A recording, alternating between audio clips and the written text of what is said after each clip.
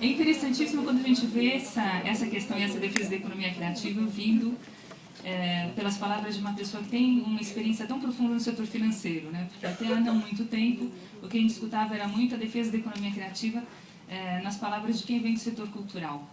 E essa fusão, portanto, de modelos de negócios, de cultura, de economia, nesse mundo que se faz cada vez mais complementar e não mais divergente, é algo fundamental para a gente fazer que a economia criativa de fato vingue.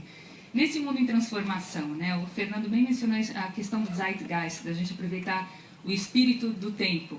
E eu me inspiro sempre toda vez que eu converso com o professor Danilo Miranda, eu me inspiro nas suas pérolas de filosofia, né, porque eu me delicio quando a gente troca ideias sobre esses nossos projetos. Ele também é membro do Conselho Criativo do Criaticidades. E me ocorreu que uma questão que casa muito bem com o zeitgeist, com esse espírito do tempo, é um conceito que em urbanismo se chama genius loci, que é o espírito do lugar. E quando os romanos antigos falavam do espírito do lugar que está nas cidades, né? E por que quando a gente vai a uma cidade a gente fala, mas o pique daquela cidade, mas eu me sinto tão bem naquela cidade, porque o espírito daquela cidade é diferente. Então eu queria chamar agora para discutir muito dessa questão da cidade, como a cidade se apresenta, refletindo o seu tempo, como ela se propõe ao mundo, uma das pessoas que mais entendem desse assunto, que é o Caio Luiz de Carvalho. O bacana da gente só estar falando de amigos aqui, a gente sabe currículo quase de cor, mas por uma questão protocolar eu vou dizer para vocês, isso daqui, creiam-me, eu tive um trabalho hercúleo para reduzir umas 512 páginas a 4 linhas, mas o Caio é professor da GV, diretor-geral da Entertainment Experience, que é uma empresa do Grupo Band, voltado justamente a questões ligadas a eventos e muito mais, porque o Caio nunca se contenta com uma questão só. Ele foi ministro de Esporte e do Turismo, secretário nacional de Turismo e Serviços, presidente da Embratur, presidente da SP Tours, e ele é fundador de uma questão maravilhosa, de que vocês vão ouvir falar muito, que é o Instituto Brasileiro das Economias Criativas, que está surgindo. Mas, acima de tudo, o Caio é um tremendo parceiro, um amigo muito querido, uma pessoa muito especial. Então, gostaria, por favor, de passar a palavra para o Caio e contar para a gente como ele vê essas questões.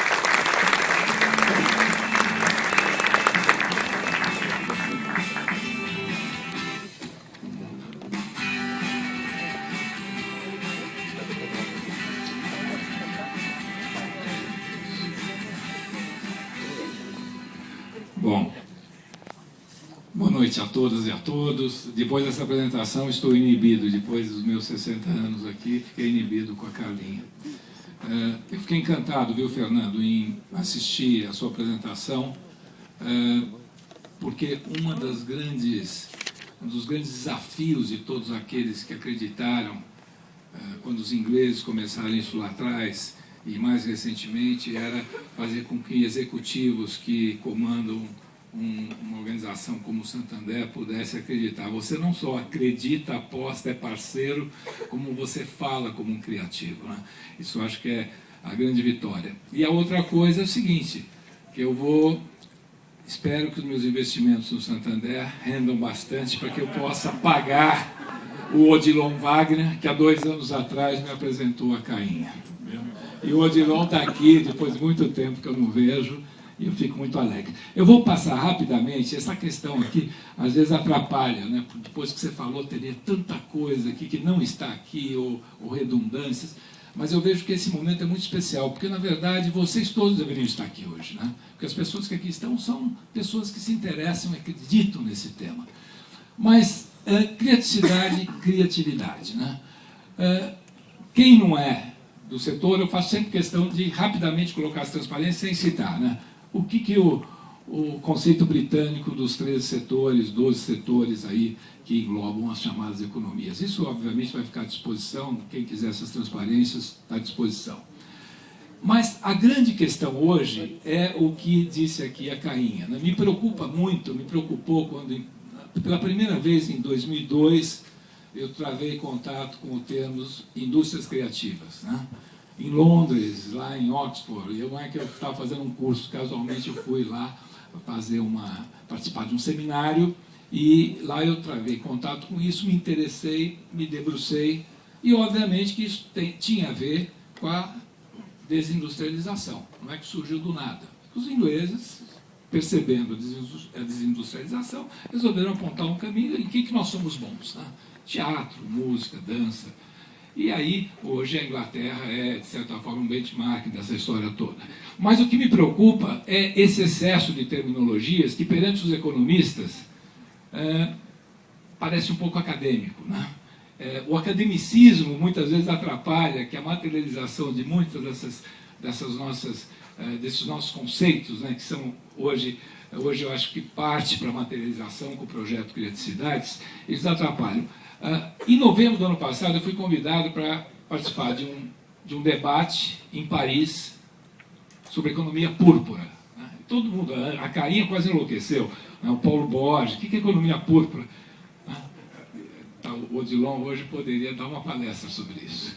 Mas o fato é que eu cheguei à conclusão que o que eles queriam com a economia púrpura simplesmente não queriam dar o braço a torcer aos ingleses, né, de quem eles não são lá muito companheiros, né, e, na realidade, eles estavam falando de economias criativas. Né. Mas foi um seminário na Galeria Pierre Cardin, com ministros, ex-ministros, muito interessante, e eu aqui quase que de paraquedas caí lá no meio e me orgulhei muito porque percebi que, de certa forma, nós estamos até mais avançados nisso do que os próprios franceses, que são muito...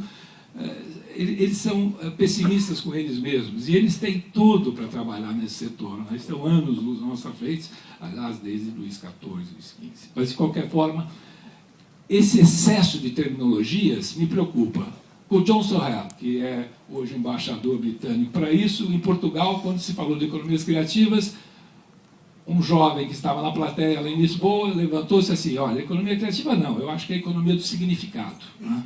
E aí se gerou mais uma polêmica que durou aí cerca de meia hora, porque era significado e não criativo. Mais recentemente, quando a Ana lançou um dos seus livros, né? Lá no Museu da Língua Portuguesa, um espanhol muito querido, professor, entrou em crise, não sei se ele está aqui, né? Mas ele disse o seguinte: eu não concordo com a economia criativa, a economia da criatividade. E aí começou uma longa discussão a respeito dessa questão também, e briga com ela por e-mail até hoje. Né? Aí, cidades criativas, distritos criativos e criaticidade. Na realidade, eu acho que o Fernando apostou no momento certo, o Santander apostou no momento certo, porque eu acho que esse projeto, com a Humana, com a Garimpo, ela tem tudo para se transformar, talvez no primeiro projeto que abraça a tese da economia criativa, que possa se viabilizar e transformar uma rede de cidades criativas, onde nós não tenhamos apenas como benchmark Paulínia, Paraty, nós podemos ir muito além disso, né? Eu acho que isso vai dar o que falar. Bom, eu acho que mais do que terminologias, o principal é de que forma que nós conseguimos hoje buscar indicadores tangíveis e intangíveis para que tanto os governantes quanto os empresários e também os destinos entendam o que significa abraçar políticas públicas voltadas para apoiar o talento criativo, a ideia. E o talento criativo e a ideia, a meu ver, e o Gilberto de Menstein está aqui, ele fala isso quase que uma semana sim, uma não, na CBN. Na verdade, a ideia e o talento criativo é que será a matéria-prima que vai agregar valor econômico às cidades e que vão, por sua vez, talvez vencer a utopia da sustentabilidade local. Né? Então, eu vejo que, de uma maneira meio anárquica, não tão didática quanto a Cainha fala, eu acho que esse é um caminho muito interessante. E eu batalho muito na Fundação Getúlio Vargas pela busca desses indicadores. Né?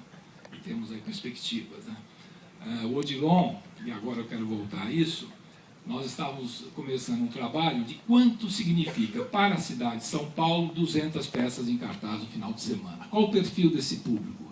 Aonde ele gasta? Né? Da onde ele vem? Quantos empregos ele gera? Né? E aí, para desespero do Fernando, nós teríamos mais instituições financeiras, mais organizações, mais executivos do porte do Fernando apostando na ideia. Né? Aqui eu vou passar, são conceitos aí que muitos conhecem, mas tem a ver com algo que é importante, que é a questão do ganho da competitividade, que está justamente na inovação que nasce da ideia. Né? E nasce da ideia de muitos de vocês aqui. E certamente muitas ideias aqui surgiram. Está aqui o Leonel Kass, que foi o que concebeu, junto com Mauro Munhoz, o Museu do Futebol, né? De uma maneira extraordinária. O Santander é parceiro também, né? O Museu do Futebol já ultrapassou mais de 1,5 milhão de visitantes, né? É um museu totalmente diferente de qualquer outra concepção de museu.